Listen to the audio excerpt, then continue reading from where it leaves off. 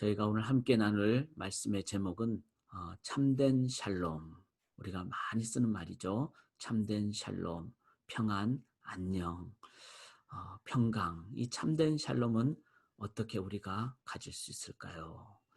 이제 오늘 본문을 보면서 이 성경의 인도하심을 저희가 함께 받고 정말 이 땅에 참된 샬롬을 저희가 구하고 살아가기를 원합니다.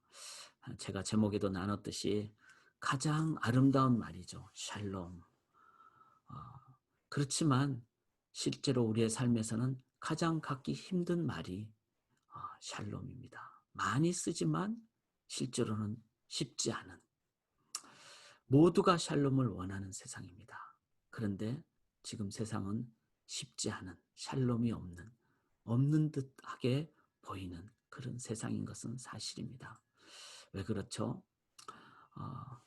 이 세상은 하나님의 그 진정한 원리대로 안 나가기 때문에. 그런데 하나님의 뜻대로 나간 이 요셉, 그리고 요셉이 형들을 만날 때 오늘 본문 15절에 보면은 안고 입 맞추고 울고 형들이 그제서야 요셉과 말하니라.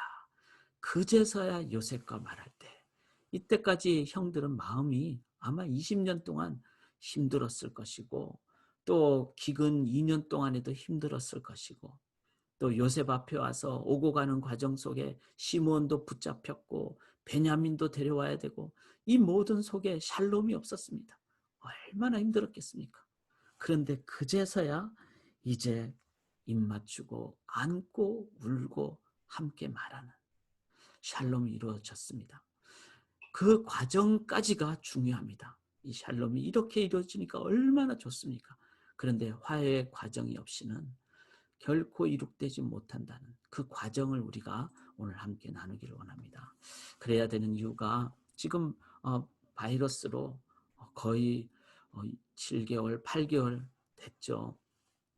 다들 어렵고 또 다들 예민하고, 그런 가운데 지금 미국은 11월 달에 이제 대통령 선거도 하고, 한국에는 우리가 남북 분단으로 나뉜 상황에서 이념 차이로 많이 우리의 속에는 나가 아니면은 적으로 돼버리는, 남으로 돼버리는 그런 시대가 지금 우리가 겪고 있는 상황이기도 하죠. 또 지역적으로 분쟁도 많고, 중동 지역, 또 우리 한국 같은 경우는 이제 한국에서도 지역 분쟁이 있고, 또 우리 개인적으로도 신앙의 여러 가지 어떤 온도 차이도 있고 색깔의 차이도 있고, 그런 다양함이 실은 어떻게 보면은 잘 이해할 때 더 풍성함으로 나아갈 수 있는데, 어떤 차이가 있을 때 그 자체가 분리가 되거나 아니면은 분쟁이 되는, 그게 교회의 어떤 모습 속에, 현대교회 모습 속에 있고요. 또 세대 차이, 그로 인한 문화 차이. 이 시대는 샬롬을 요구하지만 샬롬이 쉽지 않은 이런 시대입니다. 이런 상황 속에서 우리가 꼭 가져야 될 것은, 이 샬롬이라는 말 자체가 과정이 해결되는 의미가 있다는 것이죠. 샬롬이라는 것. 오늘 본문을 보시면은 이 요셉과 또 형들이 평강을 누릴 수 있는 그 과정 속에는 어떤 과정이 있었습니까?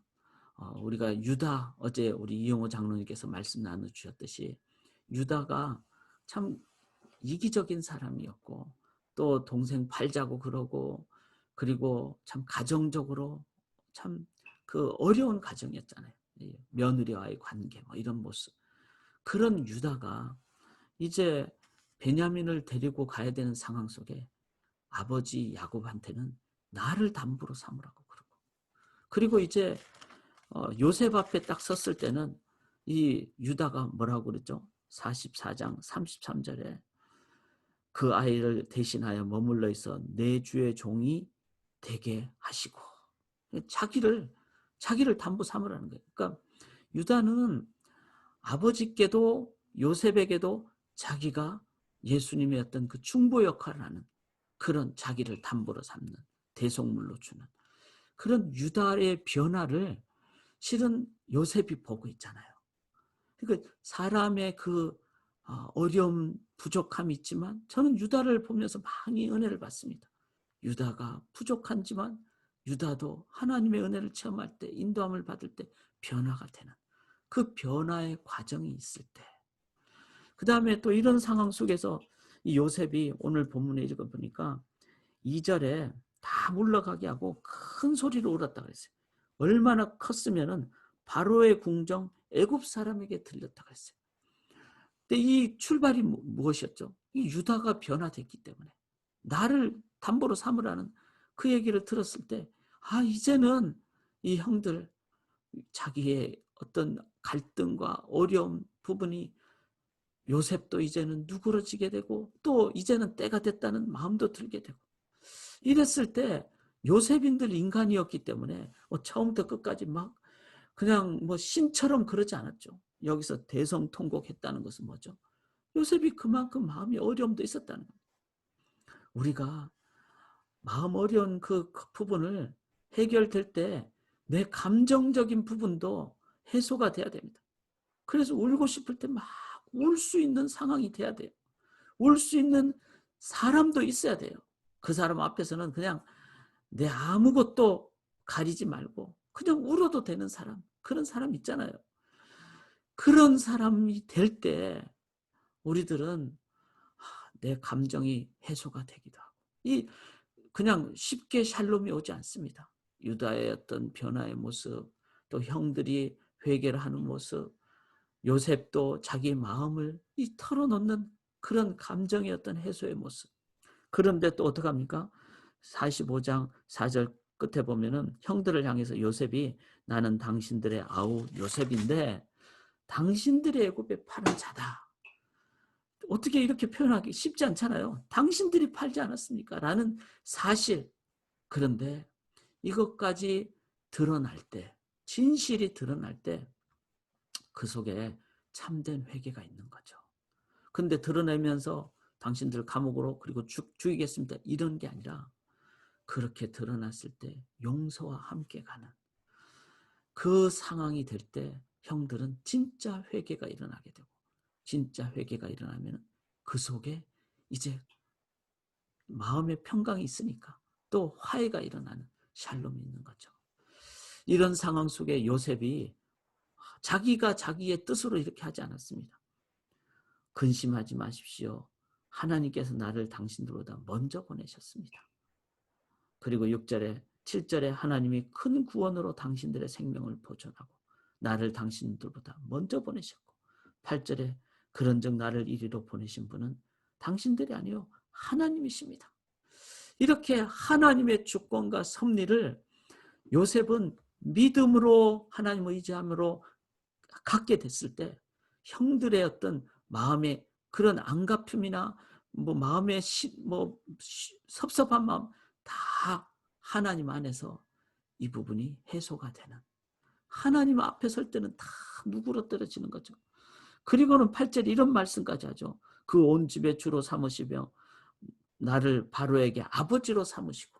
그러니까 자기가 총리지만, 바로 밑이지만 정치적으로는, 그러나 하나님이 나를 삼으셨기 때문에 나는 실질적으로는 바로보다 높은 자다. 왜? 하나님이 나를 인도하셨기에.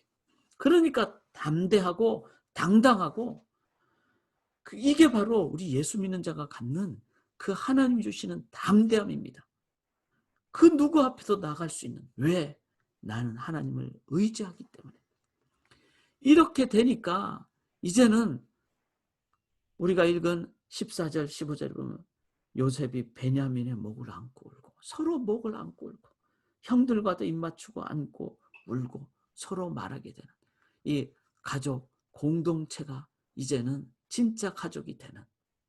사랑하는 여러분, 그냥 45장 15절이 금방 나오지 않았습니다.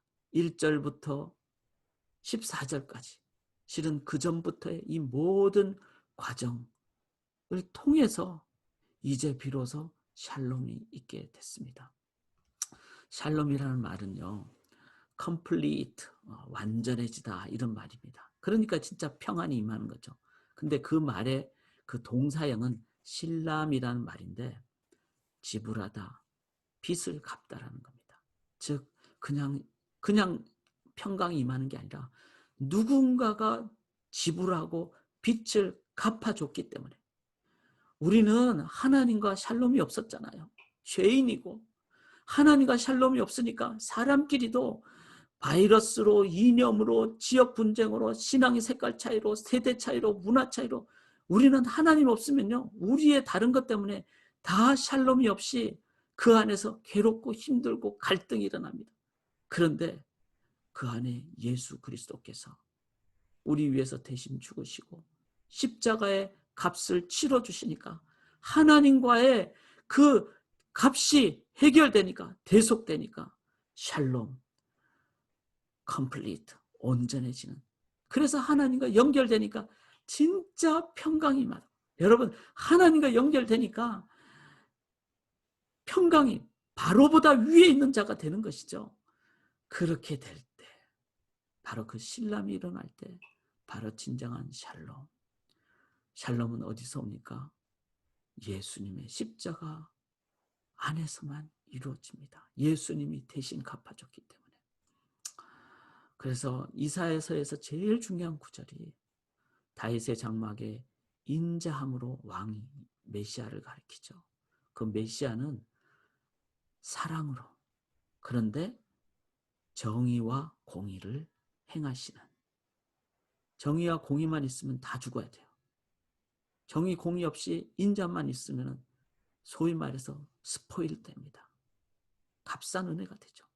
그런데 인자함과 정의와 공의를 충실하게, 완전하게 다 이룩하신 분이 예수 그리스도입니다. 이사야서는 예수 그리스도입니다. 그 예수 그리스도를 우리의 모든 갈등과 분열, 그게 내면적으로도 있잖아요.